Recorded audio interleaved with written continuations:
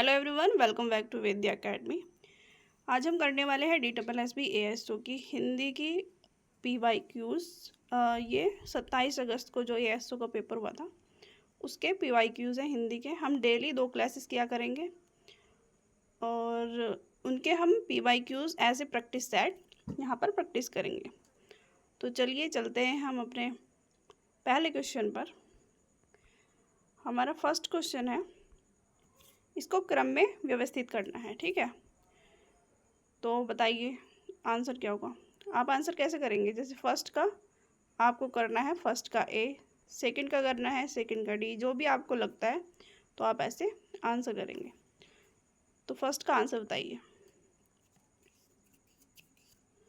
चलिए, उछलते कूदते एक दूसरे को धकियाते ये लोग गली में किसी दुमैले के मकान में के सामने रुक जाते हैं, यानी कि फर्स्ट 3, 2 और 4, ऑप्शन नंबर 1।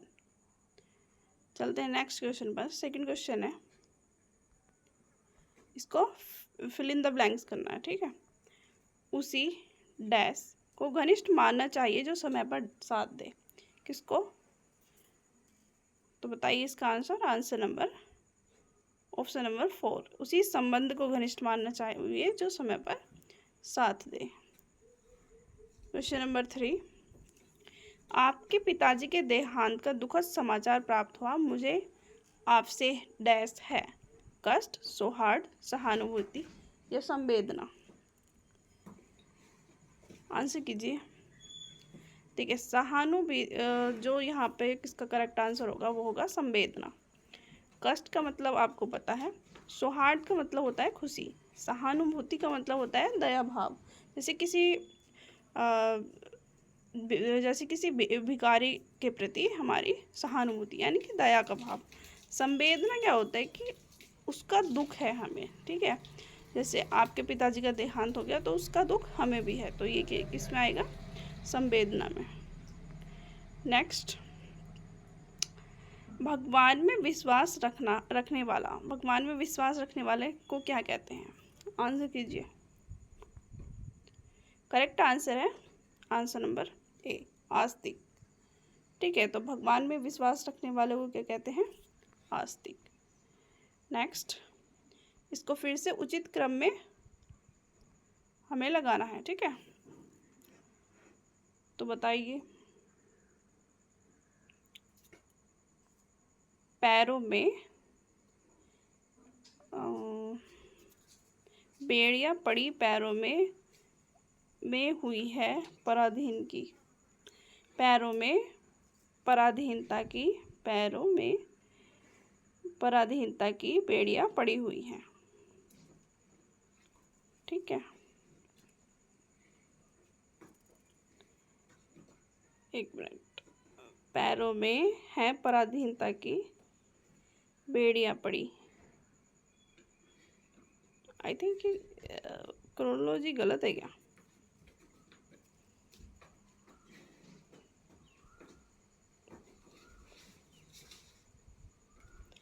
ये क्रोनोलॉजी गलत है क्या?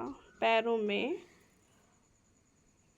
है पराधीनता की, ठीक है, 2, 4 बेड़ियां पड़ी में हुई हैं, ये गलत है। पैरों में बेड़ियां पड़ी हुई हैं, पैरों में 3 बेड़ियां, 3, 2, 1 ऐसा सीक्वेंस नहीं है, ये ऑप्शन में ही एरर है। ठीक है, या तो ये ऐसा होना चाहिए था कि पैरों में पराधीनता की बेड़ियां पड़ी हुई हैं। ठीक है, तो ऐसा कोई भी ऑप्शन इसमें है नहीं, ये जो क्वेश्चन है ये गलत है। नेक्स्ट, दिए गए गद्यांश में अतिरिक्त वाक्य चुनिए। ठीक है, यानी कि जो इन सबसे अलग है। गांव के घर के सामने ही नीम का बड़ा पेड़ था।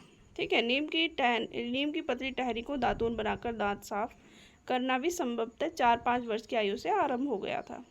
गर्मी के मौसम में जब शरीर घमौरियों से भर जाता था, शायद नीम के पेड़ से ही व्यक्ति के रूप में मेरा पहला परिचय हुआ। तो इस पे जो सबसे अलग क्या है? सबसे अलग ये थर्ड वाला। तीनों में नीम के बारे में जिक्र किया गया है और थर्ड में गर्मी के बारे में। नेक्स्ट अगला सवाल है, इस लोकोक्ति का अर्थ बताना है। हथेली पर सरसों नहीं जमता है, लोकोक्ति का सही अर्थ क्या है? आदमी को अपनी सामर्थ्य के अनुसार ही काम करना चाहिए। काम करने के लिए शक्ति का होना आवश्यक है। हर काम में समय लगता है, कहते ही काम नहीं हो जाता। साधारण कष्ट या हानि के डर से कोई व्यक्ति काम नहीं छोड़ता। आंसर, इसका आंसर है ऑप्शन नंबर 3। हर काम में समय लगता है, कोई काम एकदम से नहीं हो जाता। ठीक है। नेक्स्ट, रिक्त स्थान पर उपयुक्त शब्द भरे। परिश्रमी छात्र डैश सफल होंगे, बताइए। करेक्ट आंसर है सी, परिश्रमी छात्र अवश्य सफल होंगे। नेक्स्ट क्वेश्चन, अशुद्ध वाक्य का चयन कीजिए। प्रेम में हिसाब किताब नहीं किया जाता है। प्रेम के लिए लेखक ने परिचय आवश्यक माना है। रामानंद जी रामानुजाचार्य के मतावलंबी, यहाँ पर मतावलंबी गलत लिखा हुआ थे। राघवानंद के शिष्य रामानंद थे। बताइए, इसमें अशुद्ध वाक्य का चयन करना है। मतावलंबी आई थिंक सही है, क्योंकि आधा मैं बनता है ऊपर, ये सही है। तो राघवानंद के शिष्य रामानंद थे, यही गलत लग रहा है मुझे।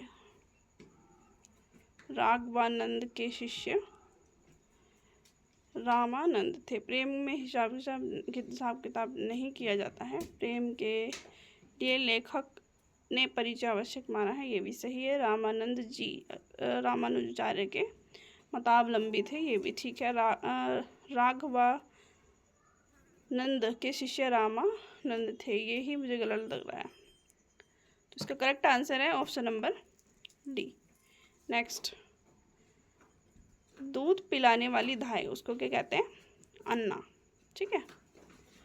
अगला क्वेश्चन, क्वेश्चन नंबर 11। दिए गए 4 वाक्यों में 3 वाक्य एक गद्य के अभिन्न अंग हैं, जबकि एक वाक्य अतिरिक्त है। अतिरिक्त वाक्य चुनिए। भैरव के लिए भी नया कोट बना, उसके बाद उसे कलेक्टर साहब के बंगले का रुख नहीं किया। जाड़ों के दिन थे, मुन्नी और बाबू के लिए कोट का नया कपड़ा आया। अतिरिक्त वाक्य बताइए। देखो, यहाँ पे जाड़ों की जिक्र हो रहा है। ठीक है, और जाड़ों में नया कोट लेके आएंगे, तो यहाँ पर सबसे अलग क्या है? Option number B. तो इसका करेक्ट आंसर हो गया ऑप्शन नंबर बी। ठीक है। नेक्स्ट, शुद्ध वाक्य का चयन करो। राम काव्य परंपरा का एक लंबा इतिहास है। राम काव्य की रचना मुख्य रूप से अवधी भाषा में हुई है। तुलसी के राम लोक रक्षक थे। तुलसी की भक्ति नवधा भक्ति थी। तो बताइए इसका करेक्ट आंसर। ये नवधा ऐसे नहीं लिखते हैं, ऐसे लिखा जाता है। करेक्ट आंसर है ऑप्शन नंबर 4।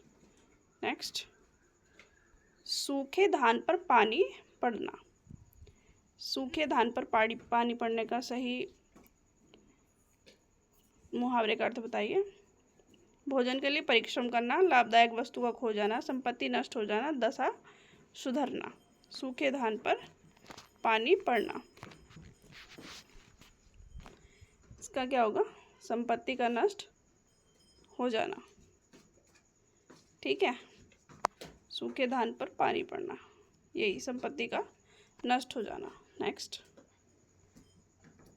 Question number 14। पानी न बरसता तो धान डैश जाता, धान सूख जाता। करेक्ट क्या होगा? ए। ठीक है। अब क्वेश्चन नंबर 5। मैंने खाना खाया और मेरी डैश मिट गई। क्या मिट गई? भूख। ये तो सबको पता है, सी। नेक्स्ट, ये दिया हुआ है एक पैराग्राफ, अभी आपको इसके चार ये 16 से 20 तक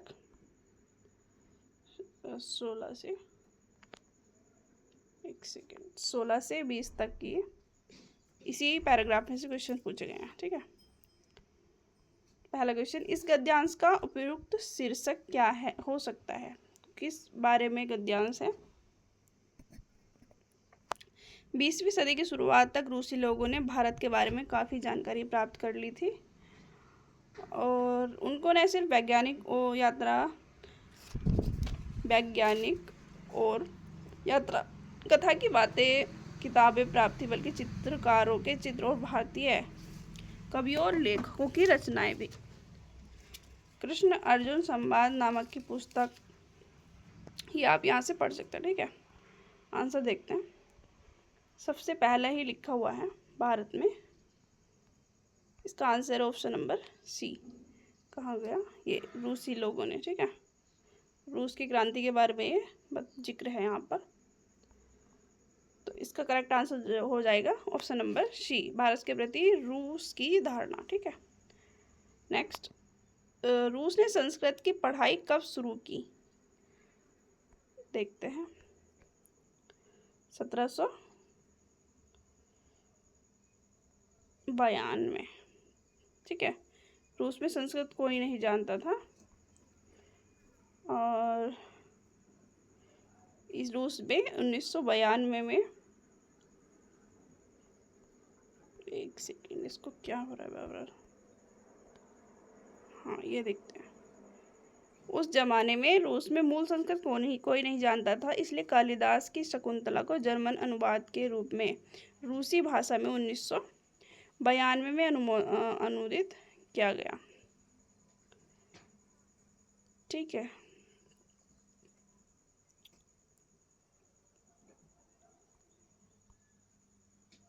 तो इसका आंसर क्वेश्चन क्या था?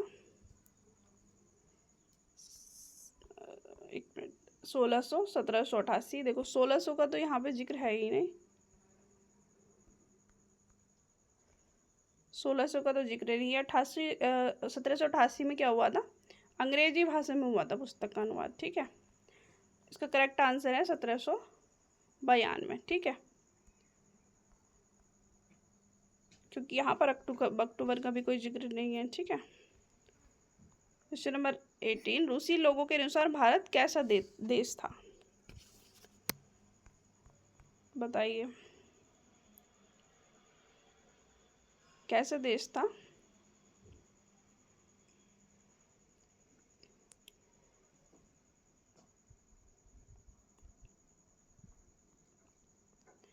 केवल वैज्ञानिक प्रगति में रुचि रखने वाला। नॉर्मली भी इसको आप सोल्व कर सकते हैं, ये तो गलत है। अंग्रेजों से स्वतंत्र देश। ऑप्शन नंबर सी इसका करेक्ट है, समृद्ध संस्कृति और परंपराओं वाला देश। अब आते हैं 19,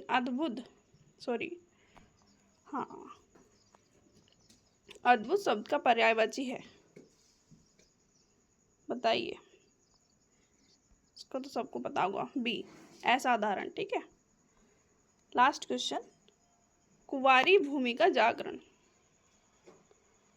उपन्यास के मुख्य पात्र कौन होता है?